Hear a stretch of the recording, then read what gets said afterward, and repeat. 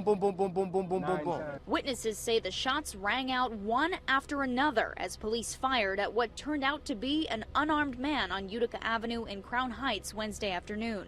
Initially, police say it was several 911 calls that prompted their response around 4:45. All three calls say he is holding an object that appears to be a gun. They're not sure, but it appears to be a gun. One of the calls says it appears like he's trying to fire that gun at the people on the street. Police say they spotted the man matching that description, then 10 rounds were fired between 4 officers at the suspect, who they say appeared to take a menacing position. The suspect then took a two-handed shooting stance and pointed an object at the approaching officers, 2 of whom were in uniform.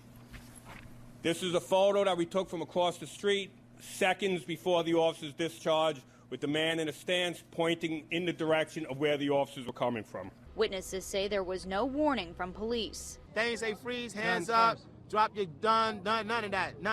They ain't say nothing. All they did was start shooting. The man, now identified as 31-year-old Shahid Vassal, was rushed to Kings County Hospital after he'd been shot, but he was pronounced dead. Police say no gun was recovered. Instead, they say Vassal was holding this metal object that appeared to be a pipe with a knob on the end of it. Shattered glass from a store window and evidence markers on the ground spell out where the fatal shots were fired.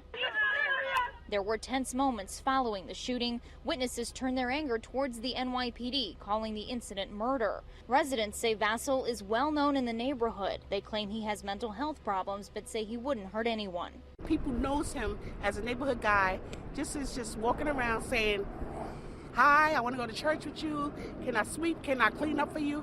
That's the kind of guy he was. Harmless, totally harmless. The biggest earthquake to hit our area in more than 4 years rattled the region and some nerves.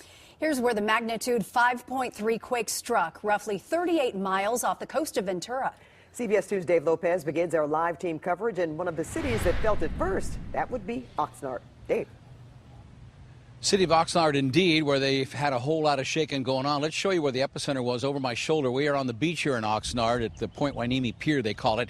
And over there in the haze, you can make out one of the Channel Islands, and that's about 30 to 38 miles, depending upon which way you take off from the coast.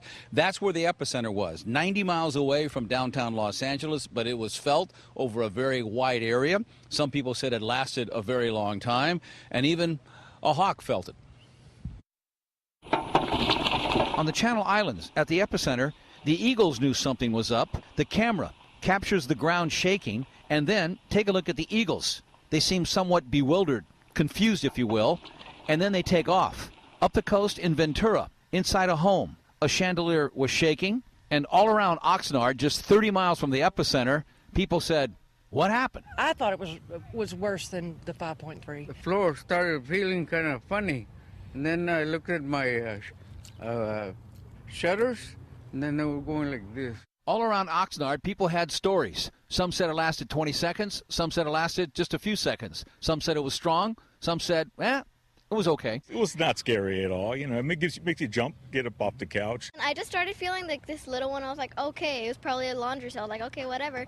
And then I felt it that it went bigger and bigger, and the ceiling just started moving. And... At this Ralph's Market, a few shampoo bottles fell off the shelf and broke, but other than that, no major damage anywhere. And what do the experts at Caltech have to say about it? 5.3 is a good size jolt, so it's not surprising that it's felt fairly strongly. People in California always have to be mindful that a big earthquake is never likely. It's always possible, and earthquakes like this are the heads up. It has been a while since Southern California had been hit with an earthquake jolt of this magnitude. A strange weekend for Youngstown police. A jump in calls for raccoons acting strange, but we're told it's not because they have rabies.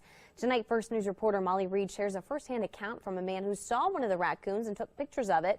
Plus, we're hearing from ODNR about why the animals are acting this way. Molly has more details tonight at 11. In the past couple of weeks, Youngstown police have been called to over a dozen of these raccoon calls, and all of them have the same report of what they are calling strange zombie-like behavior, and all of them are happening in the middle of the day. Looked over there, and he got distracted, and he saw a raccoon coming our way. Robert Cogasol's playtime with his dogs was interrupted by a feisty and sick raccoon last week. I got the dogs back in the house. The raccoon followed us right to the front door. Once inside, Robert, a wildlife photographer, grabbed his camera to document what he called extremely strange behavior. He would stand up on his hind legs, which I'd never seen a raccoon do before, and he would show his teeth, and then he would fall over backwards and go into almost like a comatose condition. Robert attempted to scare the raccoon away, only to find the animal was not interested in leaving. He'd come out of it, walk around, and then he'd do the same thing again. Youngstown police were called to 14 similar situations in the past 3 weeks. Reports detailing particular behavior and large noises or motions not scaring the animals away. The majority of the calls happened in the daytime, too. And raccoons are nocturnal. Those animals, including the one in Robert's yard, were ultimately euthanized. The Ohio Department of Natural Resources tells me it doesn't sound like rabies, but rather a disease called distemper. Raccoons are really prone to getting several different diseases that even amongst themselves can be devastating to the population. Jeff says diseases like this stay local and eventually die off. When you end up with just a couple individuals left that aren't as susceptible to it, then the disease kind of dies out for a while until the populations grow again. And Jeff says trapping is the way to keep the sick population down. He says once you do trap them, though, do not relocate them. These ones, unfortunately, have to be euthanized. In the newsroom, Molly Reed, WKBN 27 First News at 11. One type of so-called nightmare bacteria found more than 200 times in hospitals in more than 27 states last year. A drug-resistant germ so dangerous it kills up to half of those infected. Not only can the bacteria itself spread to other patients, but the genes that allow it to be resistant can also be shared to other bacteria. This is the triple threat. According to the CDC, 1 in 10 people screened for the superbug tested positive, many with no symptoms, but still able to spread the bacteria. The big risk for these types of very resistant organisms tends to be in our hospitals and nursing homes. The CDC says a SWAT team approach is working, 500 experts ready to mobilize, and labs in every state to quickly diagnose carriers and their contacts. Experts say insist those around you wash their hands if you're in a hospital. And if you are prescribed antibiotics, ask if you really need them. If so, make sure you take all of them. Tonight's new data, a dire wake-up call that nightmare bacteria could be closer than you think. So as I tell you again, in the morning, the Dow was falling 400-plus points and then 500-plus points.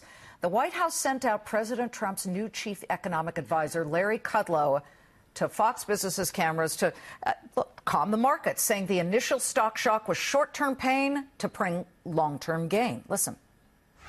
I think that at the end of this whole process, the end of the rainbow, there's a pot of gold. And if you open up that pot, you will see better economic growth, more trading going on, improved wages for both sides.